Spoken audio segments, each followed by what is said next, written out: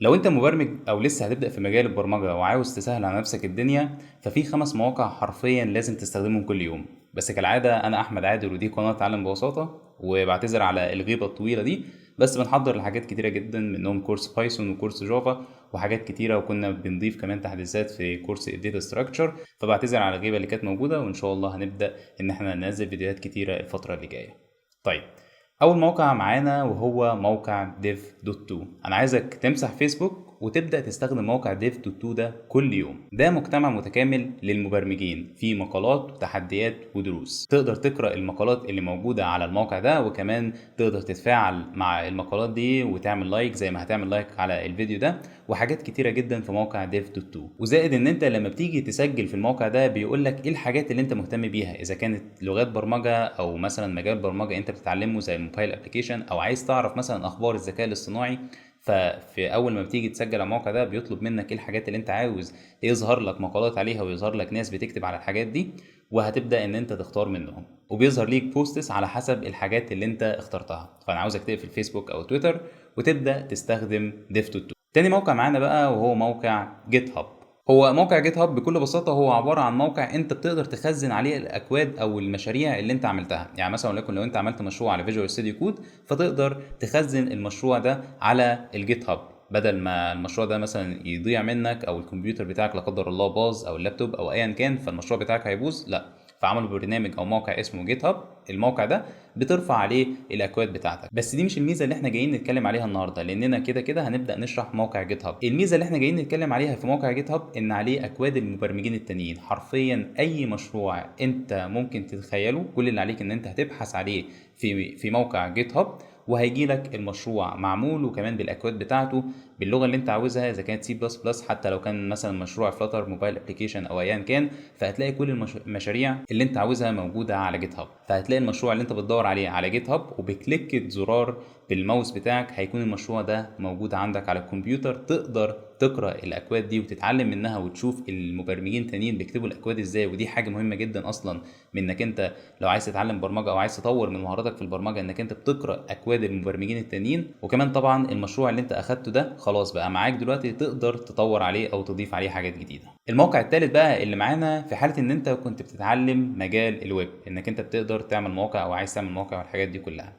فبكل بساطة الموقع ده بيقدم لك بيئة متكاملة اونلاين من غير ما تنزل اي حاجة. تقدر تستخدم HTML و CSS و JavaScript وتدوس رن، وهيظهر لك الموقع، او على حسب الاكواد اللي انت كتبتها هيظهر لك على طول النتيجة في نفس الصفحة. فده كود انا قلت ان انا اجربه، فكتبت CSS و JavaScript و HTML، فظهر لي الموقع بالشكل ده. وكمان تقدر تشارك الموقع ده مع صحابك. كل اللي عليك ان انت تدوس على كلمة شير، فتقدر تاخد اللينك بتاعه وتبعته لواحد صاحبك او تبعته لاي حد يقدر يعدل عليه، ويقدر كمان يشوف المشروع بتاعك عامل ازاي.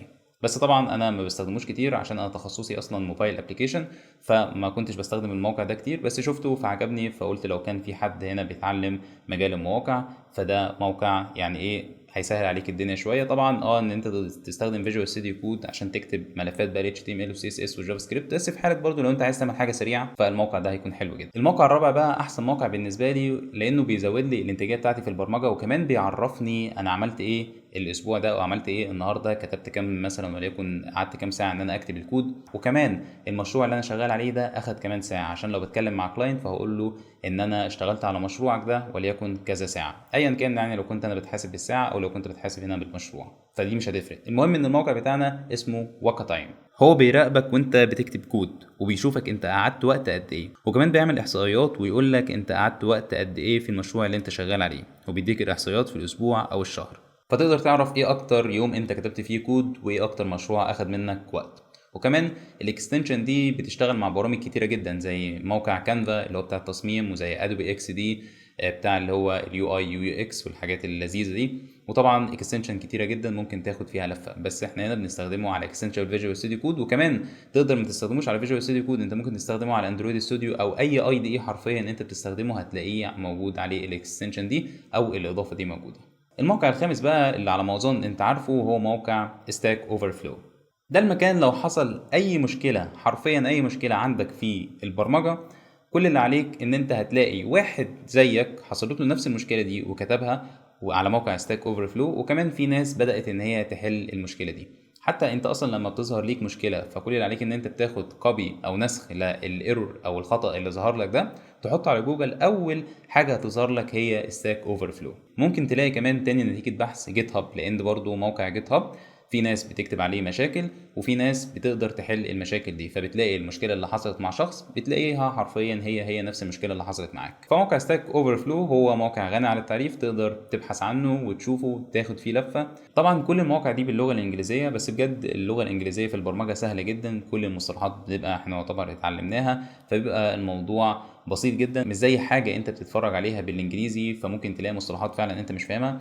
بس بالنسبه للكتابه او الدوكيومنتيشن او المقالات بتلاقي ان الموضوع بسيط جدا. وطبعا لو انت وقفت معاك اي كلمه ما تيأسش، يعني خلاص ادخل هات الكلمه دي وحطها على جوجل ترانسليت وابدا ان انت ترجمها، واحده واحده هتبدا ان انت تتعلم. الموضوع بسيط جدا يعني، فما تيأسش. بس المهم دي كانت من اهم المواقع اللي انا بستخدمها بشكل يومي. بس انا عايز اطلب منك طلب، ان انت تكتب لي في الكومنت ايه هي المواقع اللي انت بتستخدمها، عشان فعلا انا عاوز اعرفهم. وممكن اكون انت قلت لي موقع، او كلنا يعني كده قلنا موقع انا معرفوش وانت ما تعرفوش، فكلنا نستفاد من بعض. فحابب اشوف جدا المواقع اللي انت بتستخدمها في مجال البرمجه، او حتى في اي مجال مش هتفرق يعني. فبس كده، مبسوط جدا ان انا الصراحه رجعت ان انا اصور تاني، ما صورتش من زمان قدام الكاميرا. فان شاء الله اشوفك في الفيديوهات الجديده. ويعني ايه، ما تزعلش مني لو انا اتاخرت عليك في كورس بايثون، انا عارف ان انا متاخر عليك في كورس بايثون، بس الصراحه انا بحضر لك حاجه يعني فعلا تليق بيك. فما تقلقش، الموضوع هيكون بسيط جدا وسهل ان شاء الله. فخور بيك، وان شاء الله اشوفك في الفيديوهات الجايه.